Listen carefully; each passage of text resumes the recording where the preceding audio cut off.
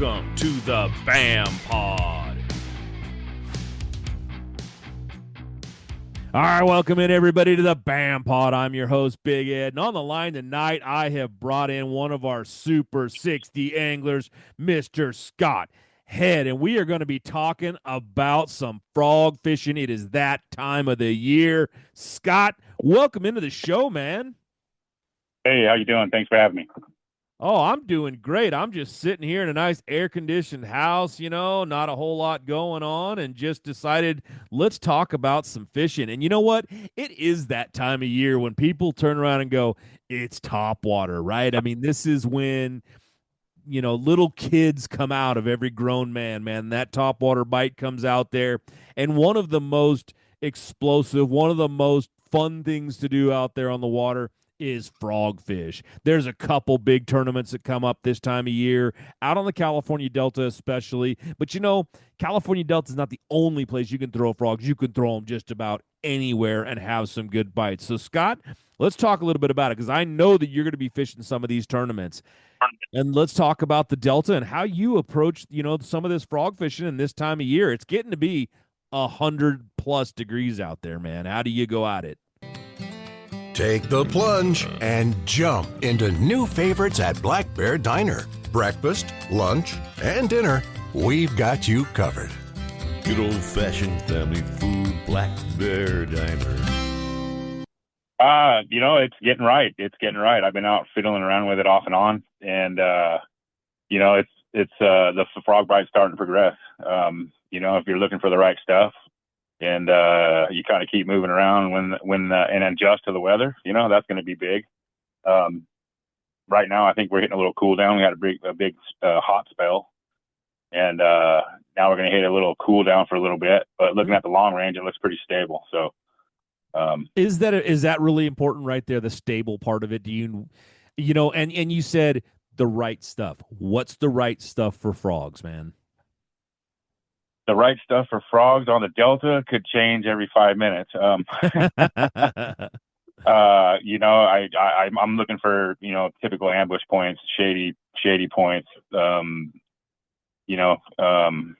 used to be an old saying on the Delta, it's worse than hand grenades and horseshoes. Yeah. Because, you got a small window to hit that fish in the right spot. So. Okay. So when you're fishing frogs, there's so many different ways that people fish them, and there's so many different kinds. I mean, there's the teckle frog, there's the fat frog that Ish makes, there's just the regular snag-proof frogs. There are so many varieties out there. There's so many different styles, and they all fish a little different. Like the teckle frog is more for open water, whereas Ish's fat frog is more for mats and grass like that. It can be thrown in open, but it's not the best open water one. And then they have, just like the regular snag-proof frog, or, some of those that are great in all situations, but they're also really good, I especially like them in open water. What is your favorite way to attack that, and what's your favorite way to fish frogs? Man, I'm like you said, there's a time and a place for everything, because sometimes the fish just aren't deep in the cover. They're outside of it and they're roaming, and sometimes they're pinned down, right? Usually here on the Delta, low tides, pretty much pin them down. If you run the place and think about it like a river, right? Okay. And think about flow, right? If you don't fish it like a lake, think about it like a river, and then you think about eddies and how the current meanders down the main channel and where it hits and all that type of stuff, right? So then you start thinking about ambush points and breaking down those areas, and then you got to kind of just pick an area and stick with it until you kind of figure it out, because you can burn a whole lot of gas here. That's for sure. The Delta is one of those ones.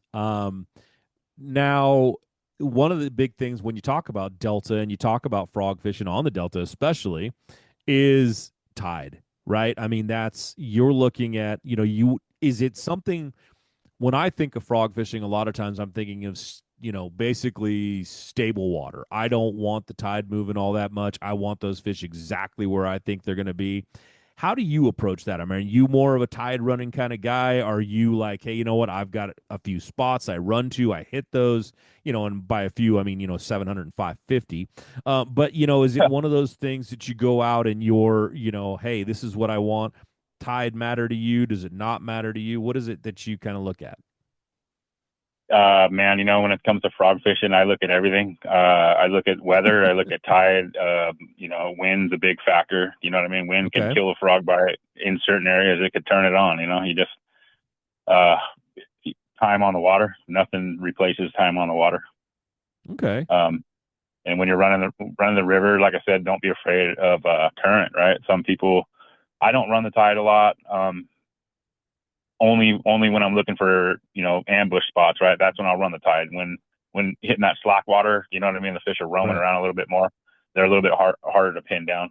That's when they kind of venture out into the flats and that type of stuff. When there's water up in the grass, right, and everything kind of comes to life.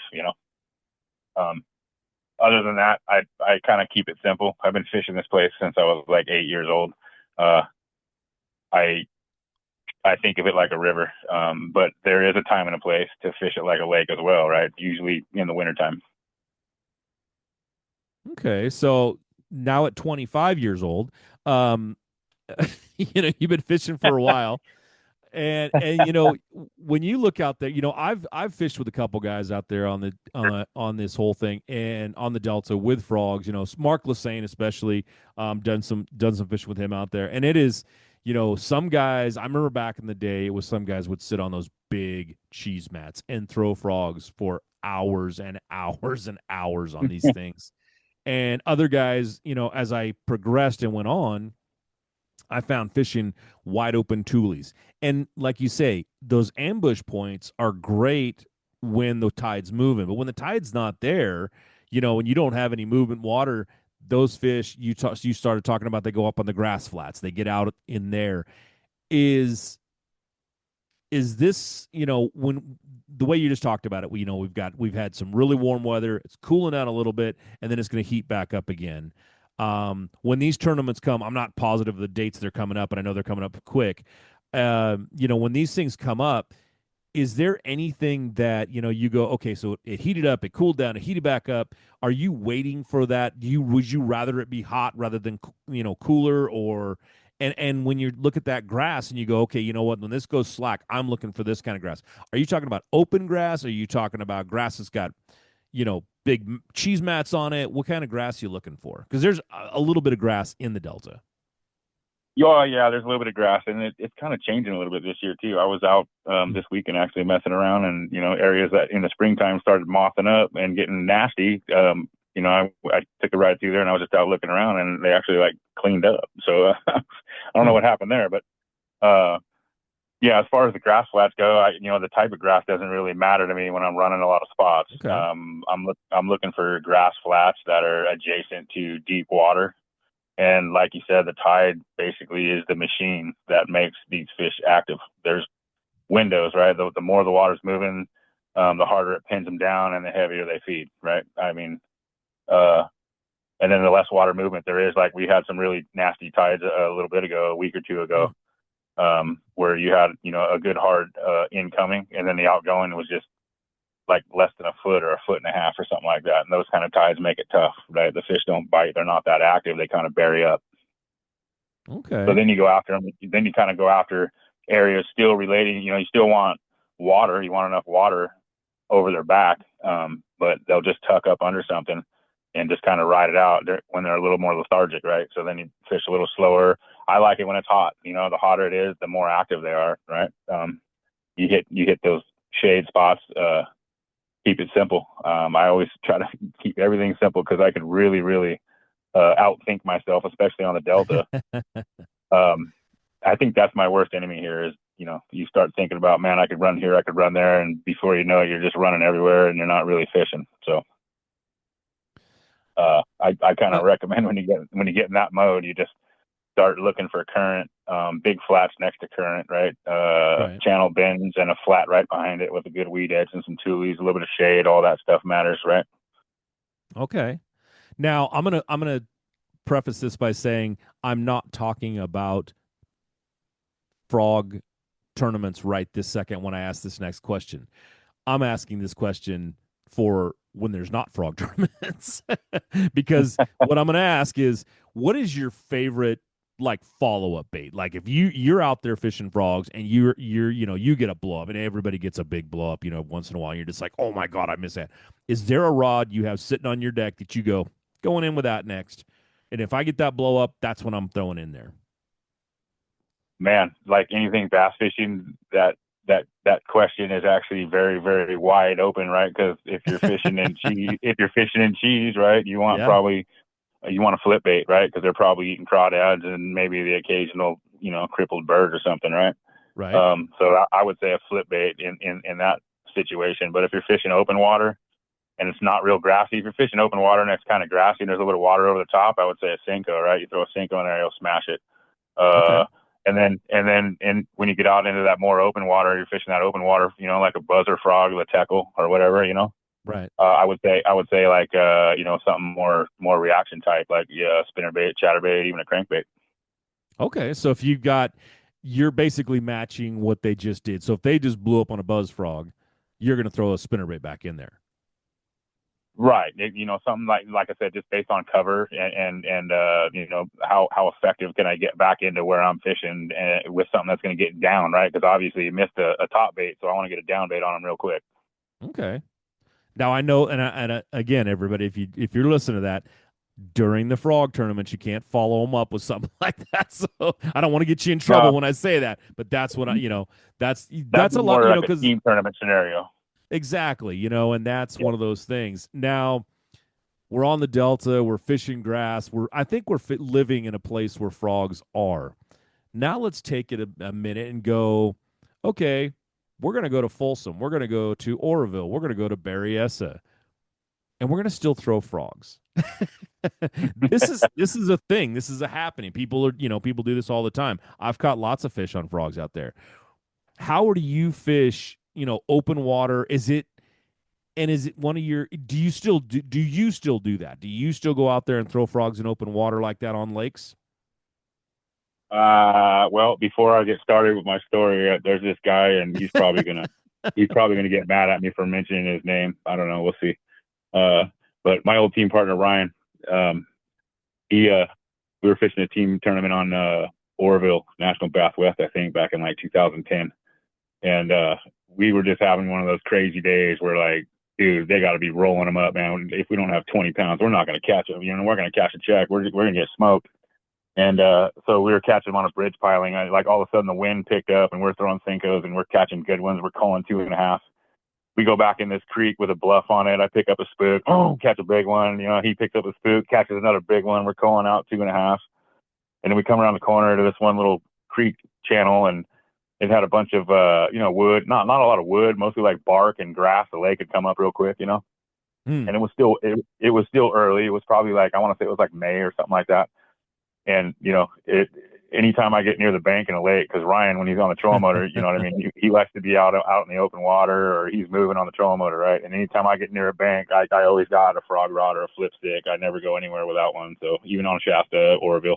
Anyway, we were on Oroville. I picked up my frog rod and I said, "Hey, dude, how much you gonna give me if I catch a frog out of that, or a frogfish out of that?" And he goes, "I don't know, man. Catch one first, and we'll see what's up." And I threw the frog in there and I got a hellacious blow up, and it ended up being like a 3.5 pound spot that called out a largemouth. And we actually weighed that fish in the tournament. I think we either won it or took second. I don't remember. Wow. But we got back to the weigh-in and everybody's like, "What? You guys had wind?" Like, it was flat calm out here. And I don't remember what cut we were up in, man. We just had one little windstorm that lasted like 20 minutes. It was the weirdest thing ever. Hmm. Yeah. But that I caught probably the biggest spot I've ever caught on a frog. Wow. On Oroville. Yeah. So it happens. They eat them. That's fun. That's funny that you caught it on Oroville, because that's where my biggest spot that I've ever caught on a frog came out of too. But it was a 5.4. Nice. Yeah. Hey, that's a real good one. Yeah, it was a good one up the North Fork up there. But yeah, it was yeah, that's what I mean. I really enjoy fishing frogs in open water on lakes like that. You talk about, when you traditionally, I feel like the Delta, Clear Lake, things like that. Berryessa is one of those ones that has, it has those good grass flats, and throwing frogs over those can be Oh fun. yeah. But again, Oh you're yeah. talking. I feel like when you're doing that. Of course, I have one of my largest smallmouth ever came off of came off of no, not New Malins. What's that other one that's right there? That Dump hitter. McClure. No, McClure, there you go. McClure, and it came on a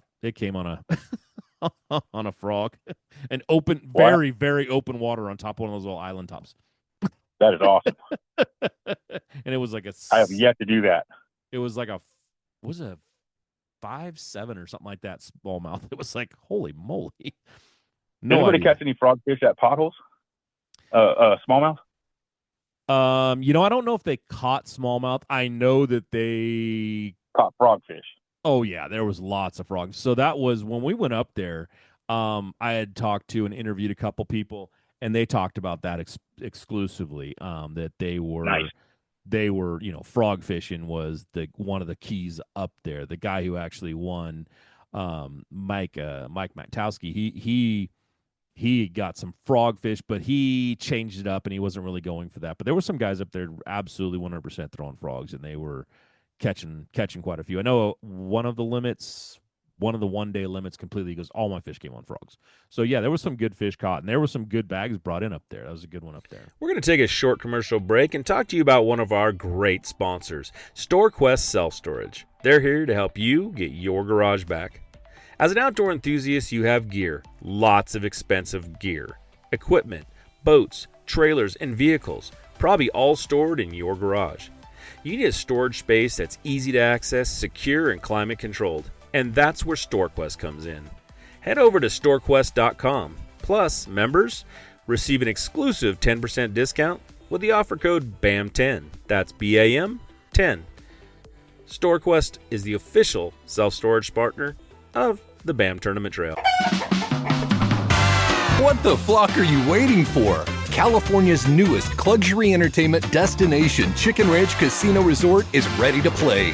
Experience laid-back luxury in our modern hotel, a casino floor with views of the Sierra, and diverse restaurants and bars that'll keep you squawking for more. Experience the all-new Chicken Ranch Casino Resort, located just 60 minutes from Yosemite National Park. Visit playchickenranch.com to book your trip today. Oh man, I had so much FOMO. Like this whole Super 60 season and everything. Like it was. I literally was planning on coming back in 26, and then when Mark started posting about all that stuff, I literally like got off the couch from healing and went, that's what I'm doing. So it's kind of been a little bit early, so I've been making some adjustments. But yeah, I'm probably gonna hit that whole pro-am circuit next year too. Well, I'll tell you what, our next event up on Boardman, Boardman. we should talk about that a little bit too, because you said I've never really done that, but you talked about smallmouth. There's a lot. There's a lot of grass in that body of water. B, we're going to be up there in warm weather. And I don't know if you Oh fished man, there or not. I'm pretty sure you fished there, right? I fished the Columbia River, but I've never fished the Boardman Pool. I fished the Tri-Cities area Oh, a well, couple times. The Boardman pool, let me tell you, you're in for it, man. Though there are mass amounts of smallmouth, and they are just absolutely they crush stuff. I was throwing whopper ploppers and just it was ridiculous.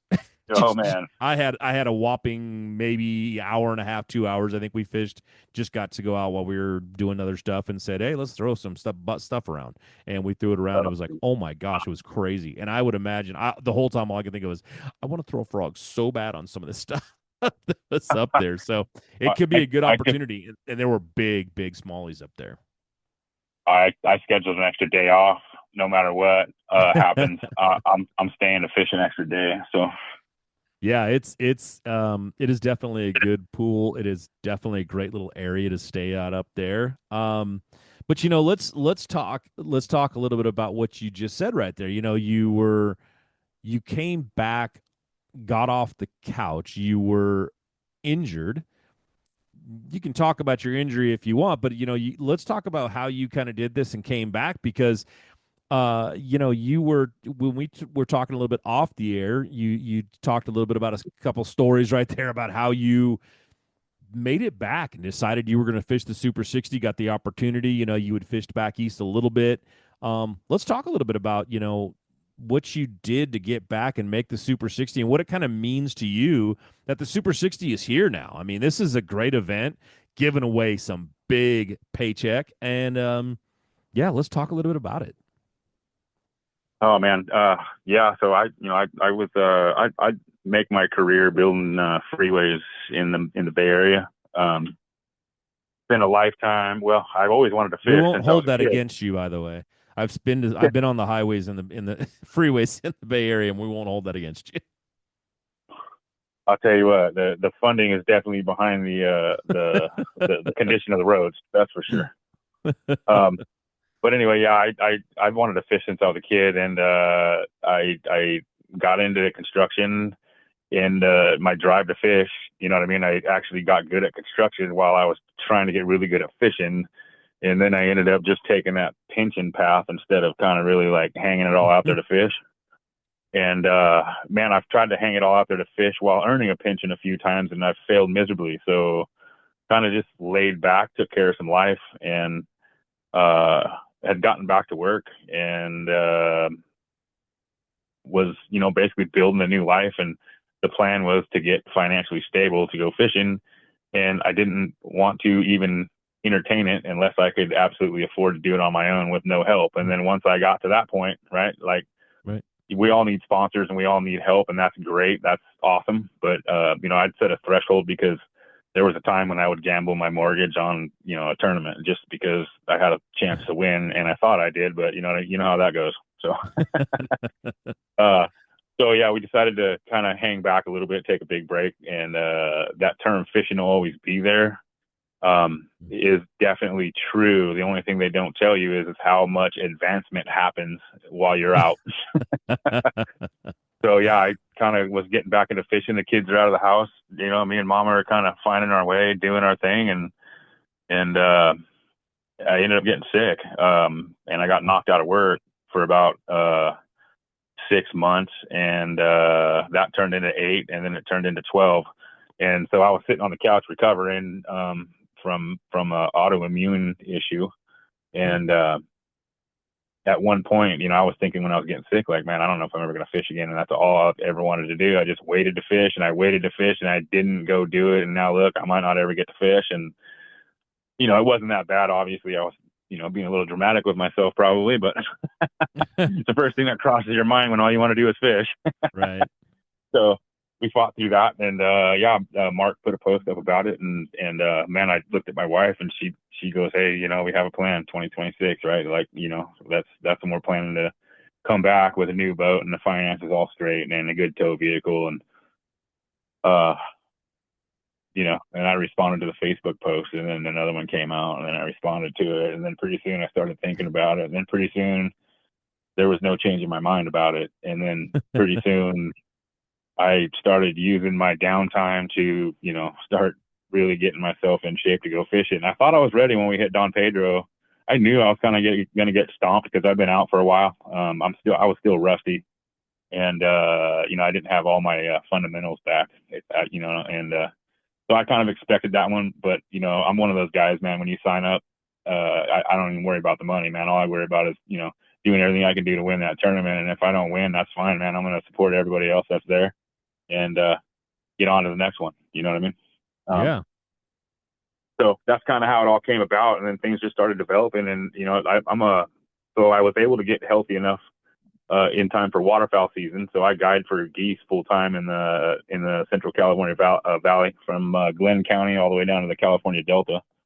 And so I was able to, rustle up a little bit of a fun to go fishing, and started entertaining the idea. Things started happening. I started negotiating with some old sponsors and some new ones. And I had some crossover sponsors, and I got some non-endemic sponsors, and, man, everybody pitched in, and I made some Facebook posts. It takes a village, and I really mean that, because without all of the help, which was not my goal, I wanted to do it all on my own before I even entertained coming back to fishing. But I did not want to let this opportunity go. I've felt the FOMO too many times over the years, and I wasn't going to let it pass. You know what I mean? So Right. we just kind of put our head to it, and and made it happen. The wife has been instrumental, monumental, or however you want to say that. She's been awesome, and it's been a lot of work. I thought I was ready. But I didn't really realize until Don Pedro how big of a magnitude it really is. You know what I mean?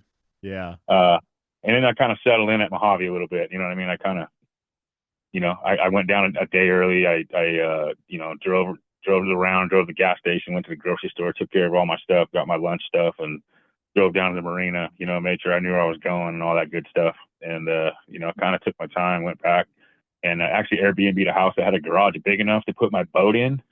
So I didn't have to sit out in the sun to rig it. I just backed the boat in, shut the door, opened the interior door, cranked up the stereo on the AC, and I just sat in the boat and, kind of did my thing. And I was able to kind of settle in and actually go fishing. So that was cool. Nice. Yeah. So here we That are, makes it man, and I good. don't plan on going anywhere. Health permitting, and everything keeps going in the right direction. I hope that I get to keep pursuing this high level of competition. I certainly appreciate the opportunity. You guys are doing an awesome job, and you guys are rocking it, man. The PNW stuff is awesome. Like I said, I'm ramping up everything with my sponsors, and we're trying to get a little more support to get on the road, because I'd like to fish everything next year that BAM's throwing out there. We want to support them and try to bring everybody else with us on the way. Yeah, some of the things you said in there, and by the way, uh, with the way you were talking about your wife, both those words work perfectly. Um, the instrumental and monumental. They definitely hold their own, and that support system. I say it every single time people are on the stage with me up there. I go, you do not get on that stage by yourself. You may want to do it by yourself. You don't make it up there by yourself. You have got so much support system at home. You've got, so many people that deal with it. Our sponsors, we're talking just like, anything out there, man. You can't always do it on your own, and we don't, and especially in this sport. Fishing is expensive. It's not Cool. exactly the cheapest. You had a good story you were talking about with the boat, and I'd love to, you talked about getting your kids into it, and that is so, I highly praise you for that, because that is so important to really have the next generation come up wanting to do this. And you were going to steal from your kids, and I like that part too. You were going to take you had a boat for him, and then you were going to steal his boat, and then kind of talk a little bit about what happened with that, man, because it was, you're making it back to the Super 60. You're fishing against names, man. You're fishing against guys who are absolute sticks out there. Christian Ostrander, Greg Gutierrez, Ish Monroe. I mean, just to name some of the top ones out there, but there are so many, the young guns that are coming up and everything else, just absolutely amazing. Talk a little bit about that right there, and who, how you got that going, the whole getting a boat back. Oh man. So like I said, when the whole Super 60 thing came around, it was just a Facebook posted, right? Initially. I mean, and it's like I tell my wife every day, right? She probably, if you ever run into her, she'd tell you, she just roll her eyes, but I tell her all the time, hey, it's just an idea until you make it happen, right? Yep. Gosh dang it. Hold on. I lost my train there when I was laughing at myself. That's all good. What was the question again, man? I'm sorry about that. Just, talk a little bit about how you got that. You talked about you didn't have a boat. We, off air, we were kind of talking about that. And you were going to, I just love the fact that you were going to steal your kid's boat. So that was.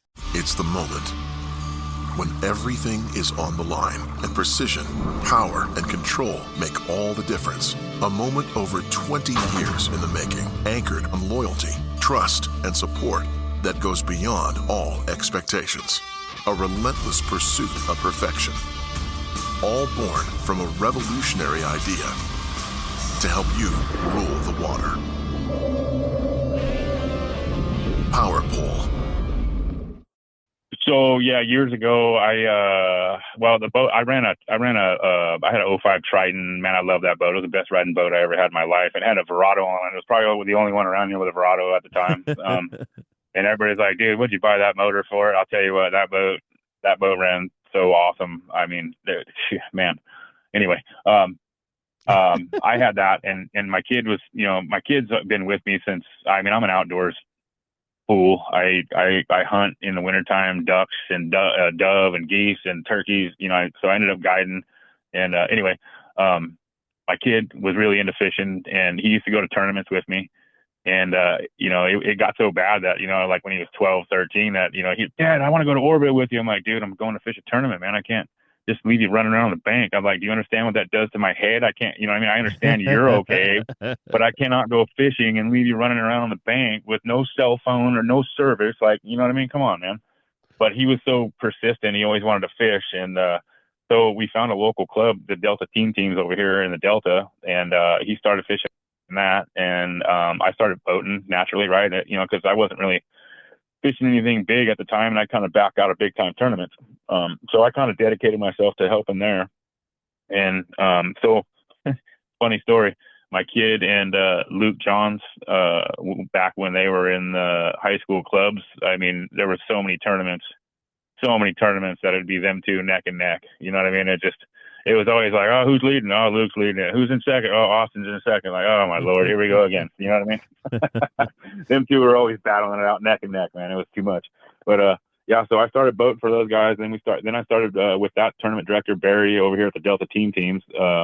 Started boating with the Student Angler Federation, MLF outfit. Mm-hmm. And I boated for a few of them this year too. I never stopped. A lot of people when they age out, their kids kind of grow up and go do their own thing. They kind of quit going, but I kind of been doing it for I don't know, about 12, 13, 14 years now. I don't even know how many years.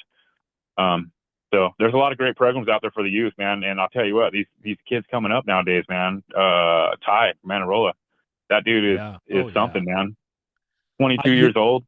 Oh yeah, and I will tell you what. Talking about Ty really quick, I love the passion that guy has for this sport and the way he speaks about it. Absolutely great. Dude, well spoken. You know what I mean? Great presence, man. And I mean, look how he's fishing. That's just incredible. And starting out in high school, right? I mean, that just gives praise to the high school program and the college program that we have now. I tell you what, if they had that stuff when I was a kid, man, I probably wouldn't be working on the freeways. Yeah, so. I always say that. I go, if I'd have known that they had bass tournaments when I was in high school, I would have never got out of high school. Dude, I was so bad. I used to ride my bicycle. I lived in Antioch growing up, and I used to fish a little lake over here called Contra Loma all the time. And I used to ride my bicycle down to the hook, line, and sinker every Saturday morning, every Sunday morning, just hoping that somebody'd show up without a partner and take me fishing. And then if nobody did, I'd go spend all my change in the bulk bins, and then I'd pedal all the way back home, grab my float tube or my raft, and go fish for the day and pretend I was in the tournament. Oh man, it was bad. So. Yeah, it's a good one. Looking forward. But now you're back. You're making your run. We talked about this when I was first going to get the interview. I was like, you know what, this guy really is looking up there. And you talk about your wife is helping you out so much on getting back into this thing. Getting back into the Super 60. What does it kind of mean to you that this has come out here? There is a way to make a living. I mean, you got to win to really make a living here, but to make a living here, there is a way to do it now on the West Coast where you don't have to travel, 3,000 miles away and be away from family, be away from your wife, or have her come with you, whatever. And you can stay right here at home. What does that mean for you out here? Especially growing up right here when no opportunities until now. Well, I mean, yeah, it's huge because. I can tell you, I got stories for days, right? I when I was younger, I saved up. So I used to fish the hook tournaments. I had a 15-foot aluminum boat with a 25 horse Johnson. My dad gave me the boat. I bought the motor for $250.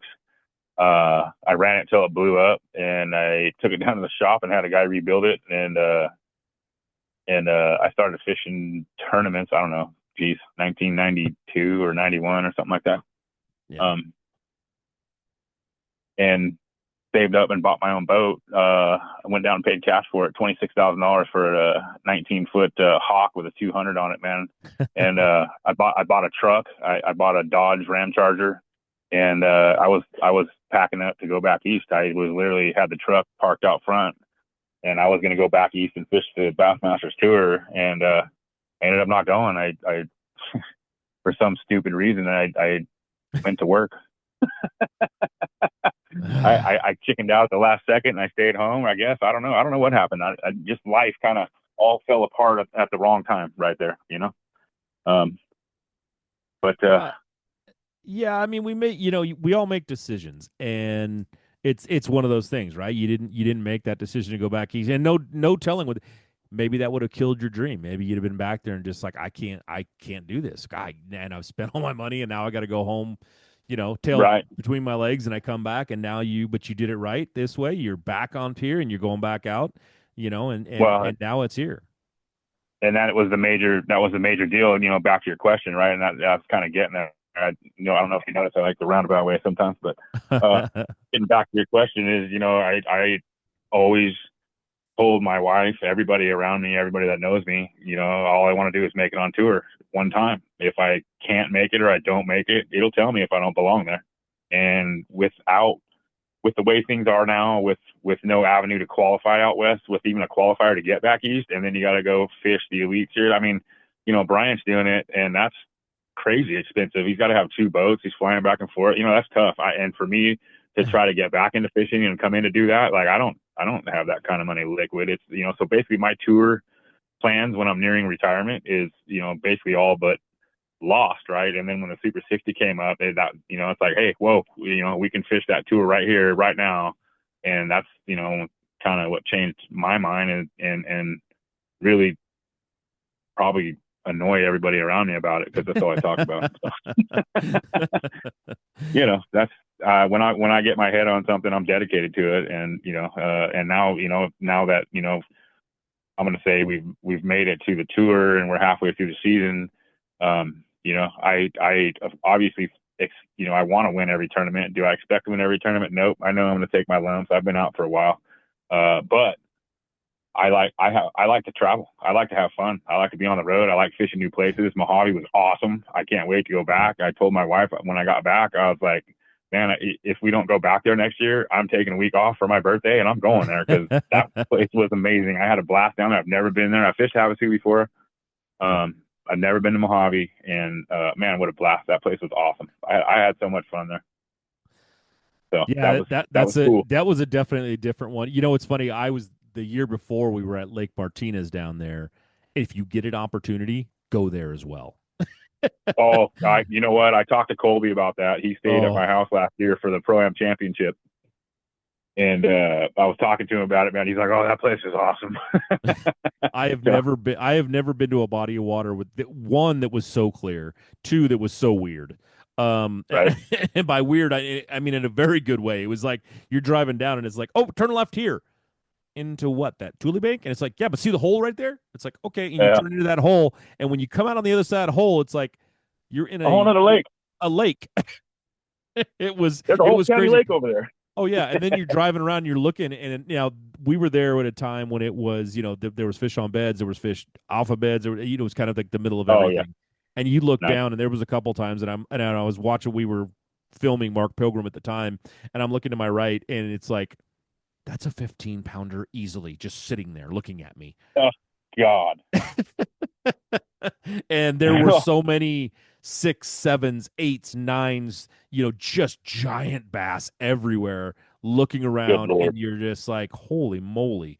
And, not to Yeah. mention all the 3s and 4s that were caught out everywhere. It's such a great event, but that's a great place down there. You should check that one out too. I mean, the whole, desert lakes are crazy. I've never fished them. I've never been on them until we went down there, and it was just amazing to see what's down there.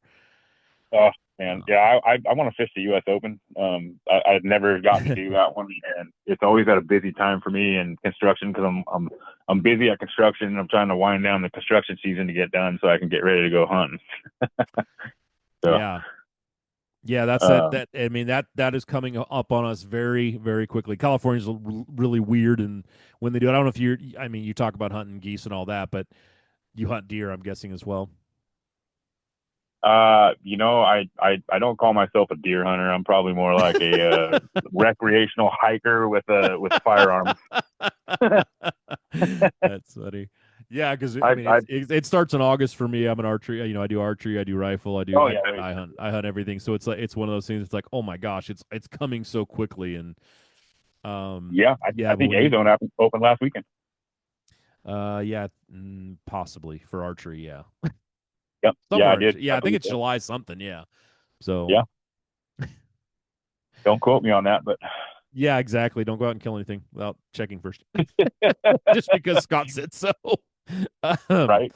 but yeah, you talk about these amazing events that we have. The Super 60 is here. The money is here. Are you gonna be? I don't know. I always say, oh, you have to make that $50,000. I'm betting Colby wishes that last year was when we started that. Oh, Uh, Lord. Right. but this year it has, there's been some winners already. Greg won up there, and that was, he took home that money, and it's Dude, that guy is awesome at winning inaugural events, isn't he? yeah, he won both of ours, I believe, right? I mean, he won. I I, think he I, won I the don't know if there's Pro-Am a, at I don't know if Shasta. there's a, is there a stat for that? Because he owns it. He has to own it. He's got to own it. He's got to. I mean, it's if there isn't a stat, we're gonna make one. I'm telling you, we He need to just declare that right now, man. I love Greg. Greg's awesome, man. He's a super cool dude, and I actually know Greg. I've known him for a long time. So Yeah, we it's funny with Greg.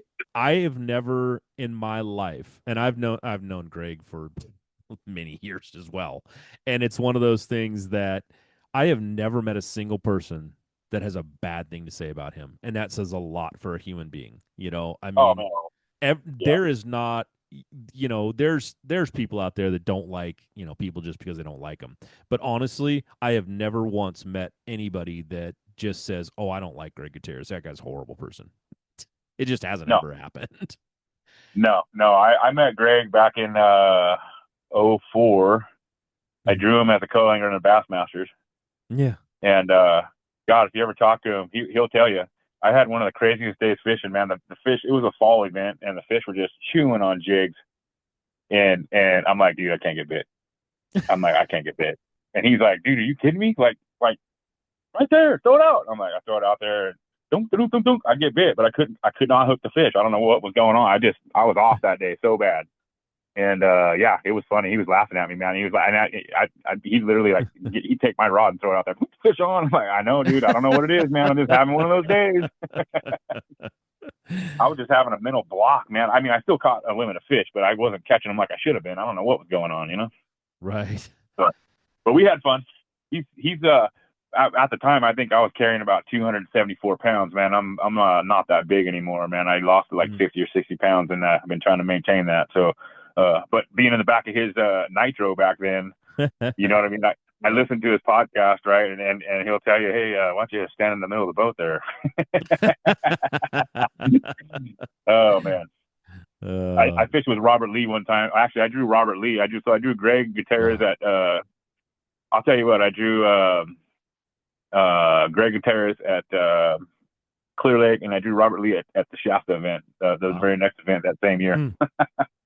So we And had now you fun and like now that you too. gotta and now you gotta compete with Hayden.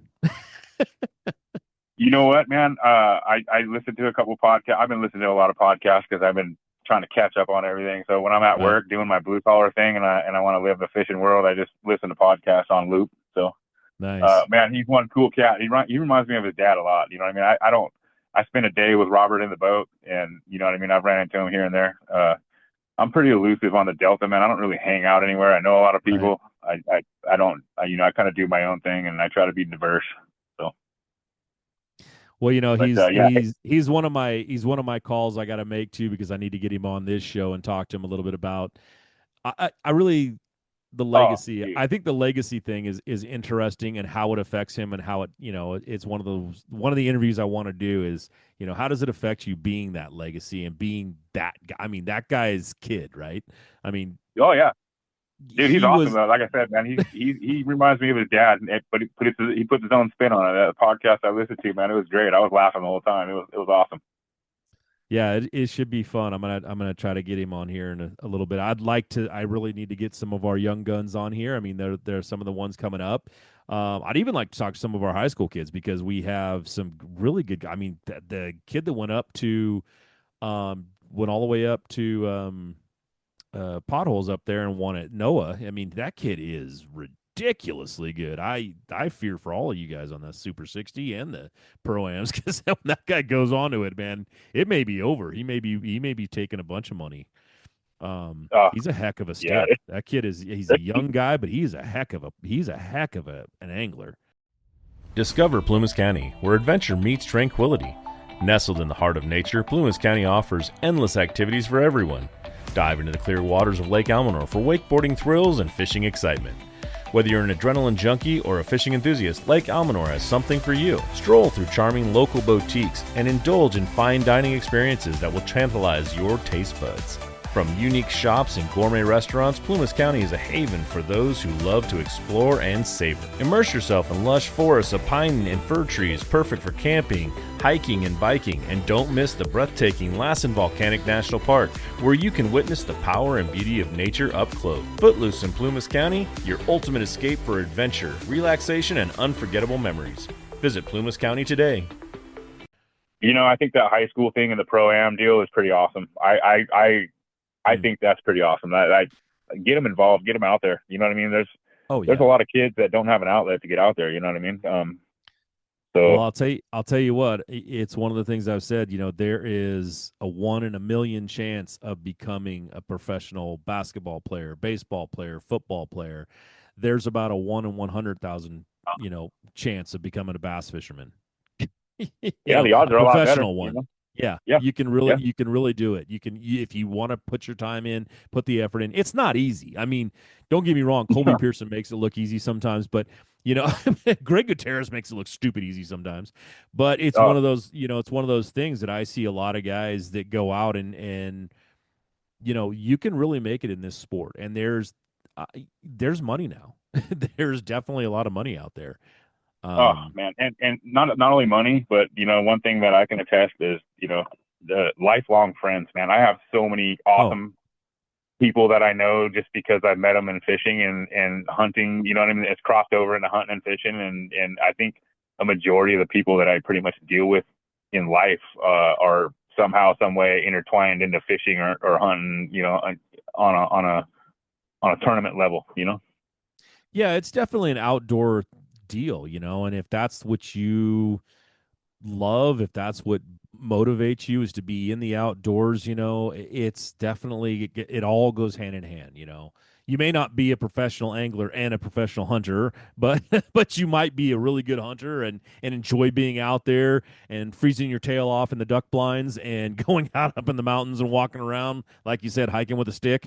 And then going out there and doing the fishing thing, is just another piece of that, outdoorsman and being a part of that. And I think, talking to you right now and talking about this whole thing is that, that's just comes out in people, and that they, this is and it's good to see people still bringing their kids up in it. I've said it a few times, we've got we've got Earl Dalton the fourth up there, kid in one arm, bass in the other. It's like, there's America. That's awesome, man. I love it. I love seeing the kids out there, the families. That's so awesome.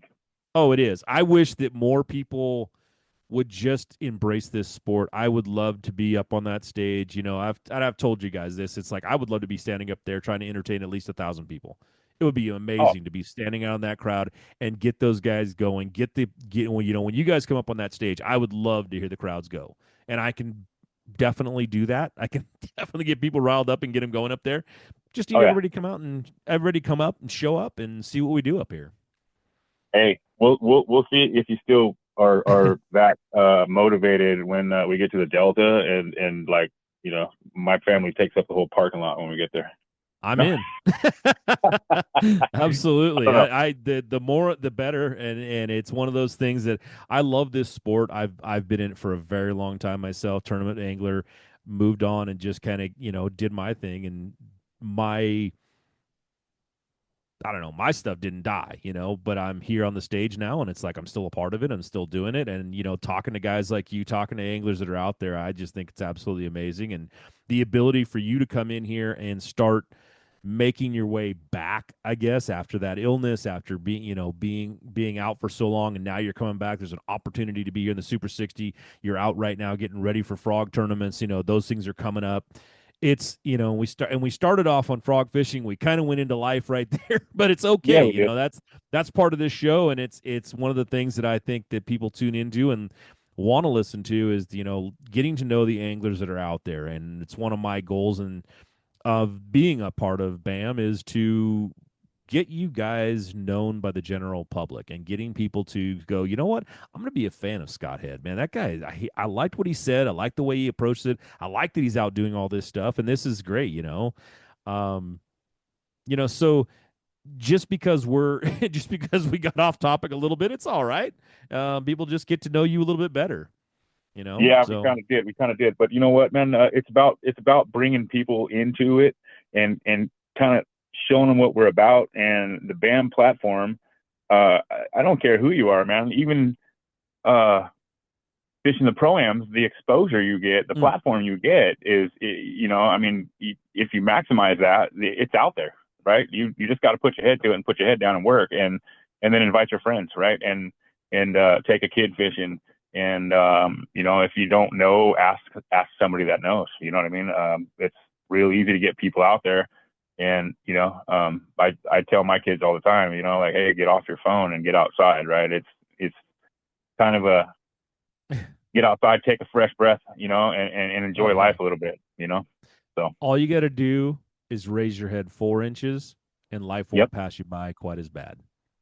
man, I'll tell you, it goes by fast too, because here we are, man, almost 50, and we're getting to do it again. But kind of back to your thing, back there is what I wanted to say is, and I kind of skipped over the whole boat thing too, right? So That's all back to good. your word about stealing my kid's boat, man. I had bought him a boat. So I was running a Triton back then, and I'd bought him a boat. I'd picked up for a good deal as a Ranger. I got it for like $800, an old 373, and it ran, but it wouldn't. You give it gas and it wouldn't power up. So I brought it home and I took it out, and I knew exactly what it was. It just needed a stator, so I went down to the local marine shop here and bought a stator and plugs and coils and redid all that, and man, took it out and fired it right up. And man, she was 55-mile-an-hour boat. I was like, shoot, that's a pretty good deal for $800.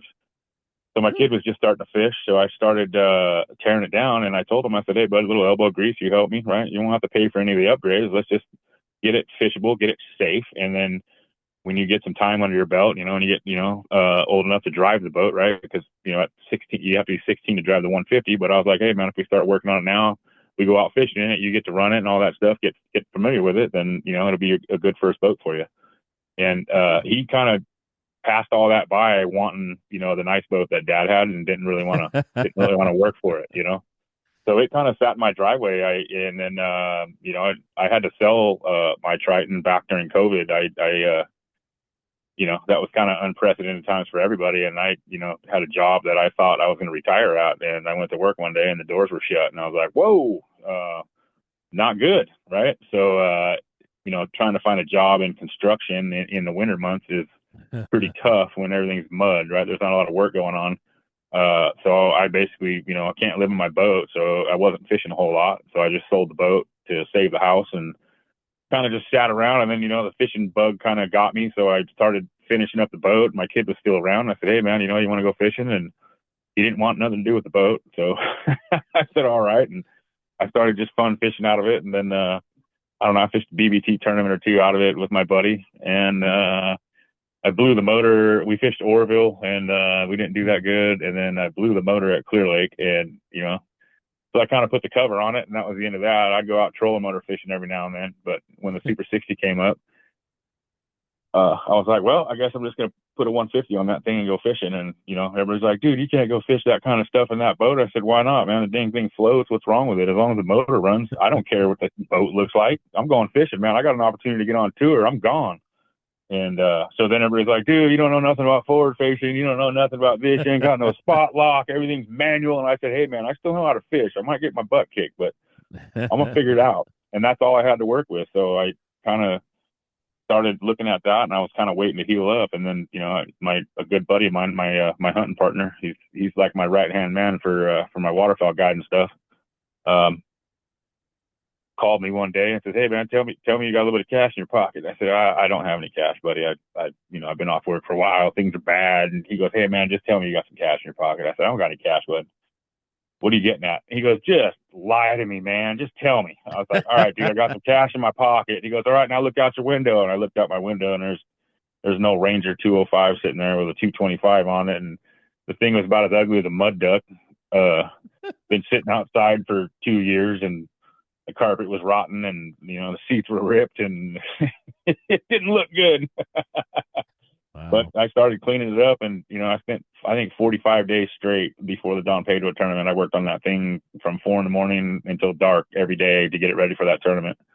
And that's why I knew I wasn't going to fish very well, because I just come off a hunt, and I think February 13th was the last day guiding, and I was, I'm out when I'm guiding. I'm up at 3 a.m. and I'm working till dark every day, and I'm doing it again in all weather conditions. So I was looking forward to the end of the season. I think I came home, I think I slept February 14th, and then Valentine's Day, and then took mama to dinner, and then I went to work on the boat right after that, and I worked on it every day to the Super 60. Wow. But so that's how I almost ended up stealing my son's boat. But I'll have you know, and you can get some sleep tonight, he came down and bought it off me a couple of weeks ago, so he's got it now.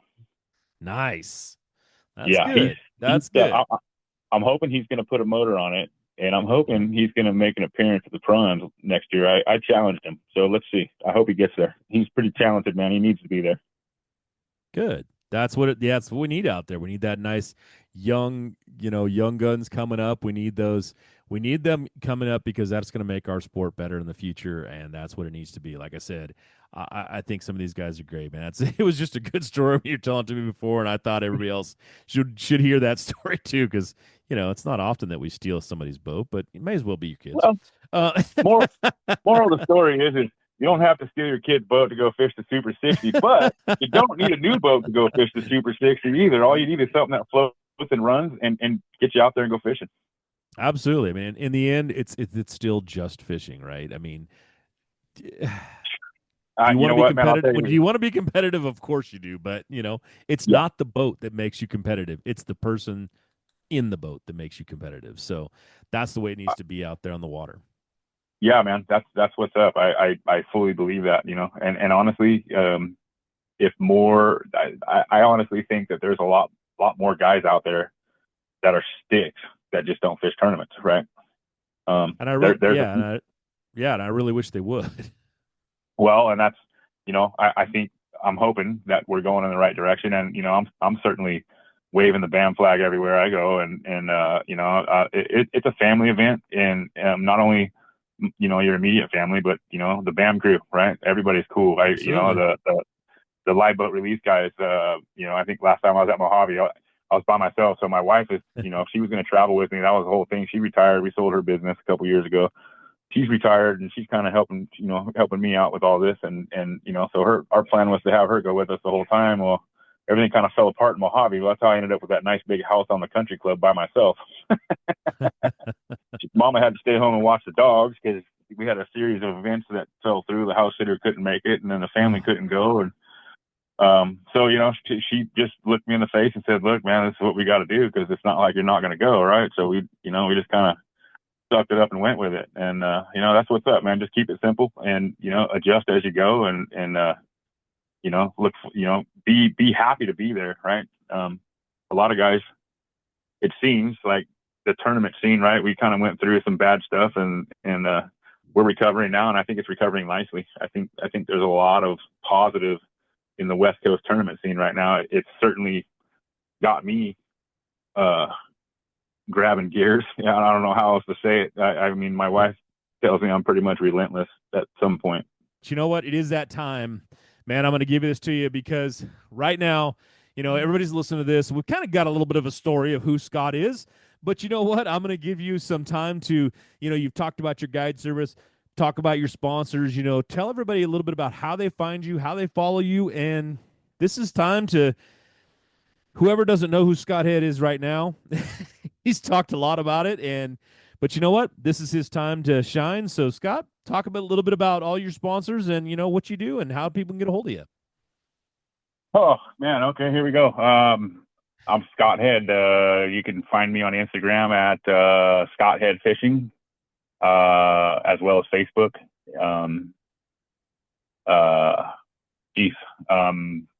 And as far as goose hunting goes, you can message me there, or you can book a hunt with me at kooutdoors.com.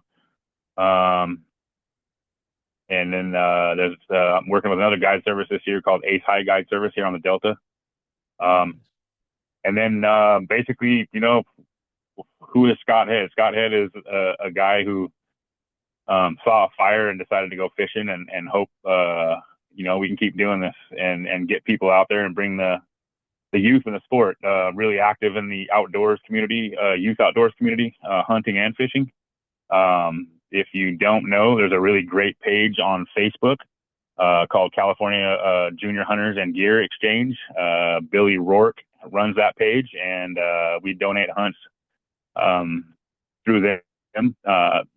It's a no fee or a low fee.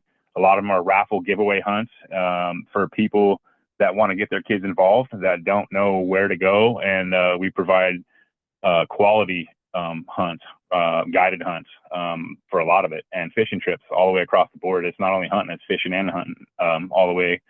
Sometimes it's parents that get to go with their kids. Sometimes, it's a blind full of kids. Like last year, we did a junior hunt. Stefan and I, my partner at KO Outdoors, we did a junior hunt with 8 kids, and parents got to sit in the parking lot and drink coffee and have donuts, and then we had a barbecue afterwards. So we try to do that a little bit every year.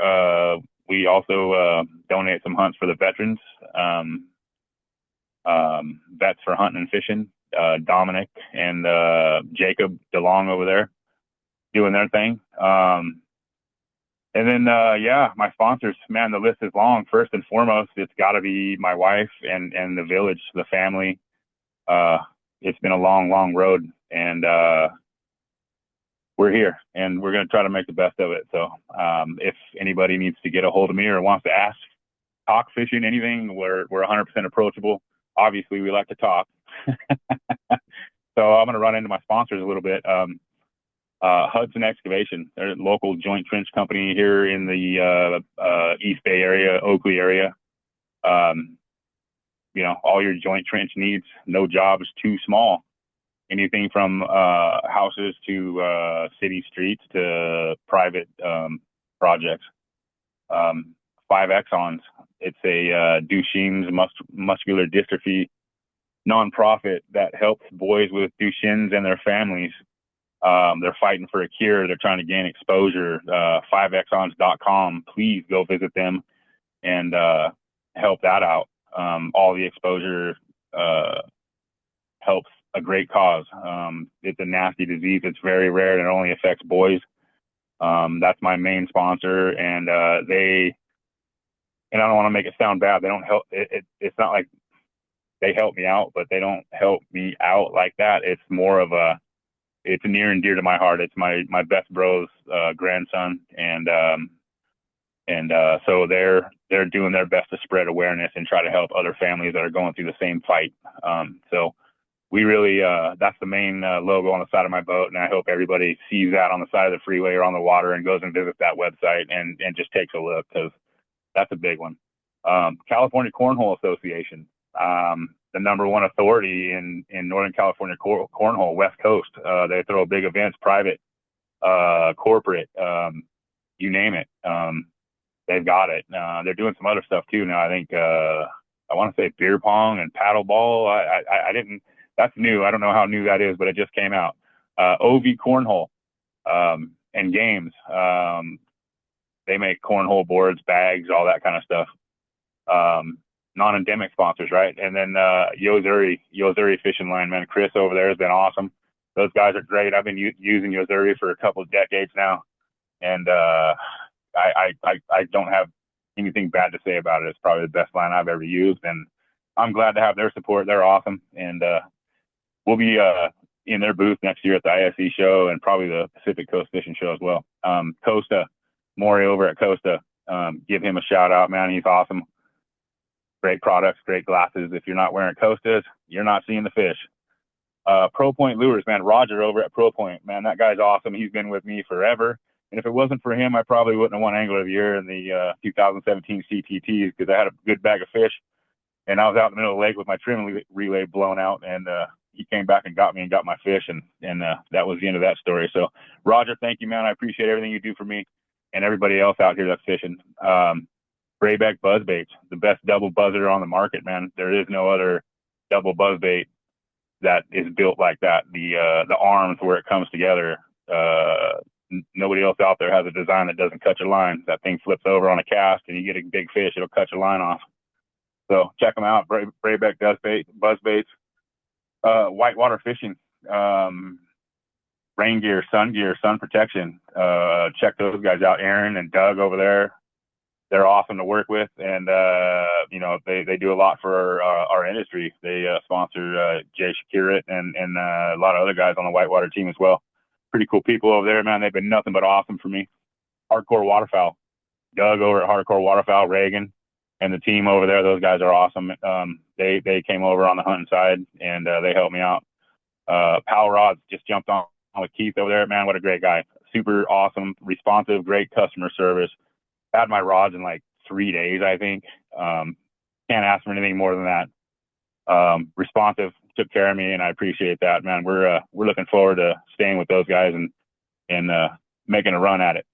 J5 Electric in the greater Sacramento area. Any of your residential commercial needs, hit up J5 Electric, please.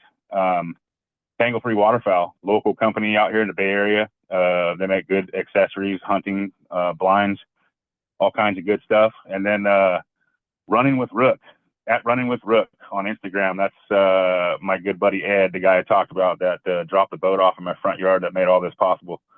Not only did he come through with that, but he also picked up all the launch fees, him in April. So appreciate you guys, man. And then last but not least, Gav over at Fast Focus Films. He does a lot of my media stuff. He's a very busy guy. Check him out on Instagram at Fast Focus Films. He does everything from weddings to birthday parties to anything and everything you need captured on film. And he does a really good job at it. So give him a shout. And also, you can visit me on my website at scottheadfishing.net. And that's all. That's what I got, man. I think we're at the end of the list. Sorry, that was long. No, it's not too long, man. Those are the people that support this industry. They support you, and they deserve to be heard out there every time you open your mouth and talk on a podcast or talk anywhere out there. Those are the people you should be talking about, and you know what? They do a heck of a support system. Yeah, like I said, I appreciate those guys. I know everybody on a personal level, and it's taken a lot to get there. It didn't just come by overnight or who I knew. I had to work to meet those guys and get out there, and it's possible. You can get out there and build those relationships. You just got to put yourself in that position and really work on it. You know what I mean? Absolutely. So, that's one of the things that I get asked that by a lot of the younger people that come out there. It's like, how do you get sponsors? That's always what people talk about. How do you get sponsors? It's like, well, what you do is you go out and you create relationships with people. And that's one of the biggest ways you can do it. And that is how you get sponsors. Yes. I mean, the only thing I can say is the best way I can describe it is, I basically show up to the party with, hey, how can I help? You know what I mean? I don't show up to the party going, hey, what's for dinner? You know what I mean? That's to keep it simple. That's not all I got. So. All right, Scott. Well, you know what? That's the end of the show, man. You did a great job on there. It was a good show. We talked a little bit about fishing. We talked a lot about, kind of how life goes and how you got back out there. People will be tuning in to see what you do for the rest of the year, how the Super 60 rolls for you. Everybody, thanks for tuning in again. This is the BAM Pod, and we really liked you. We really love that you're tuning in. We love that you're watching. We've seen the support. We've got the notices now that we've been moving up the list really fast. And everybody, if you didn't get enough out of Scott Head Fishing right there, guess what? Listen to it again because you missed something. He put out a lot of good knowledge out there, and it was a good interview. So thanks again, everybody. We'll see you in a couple weeks with a brand new angler.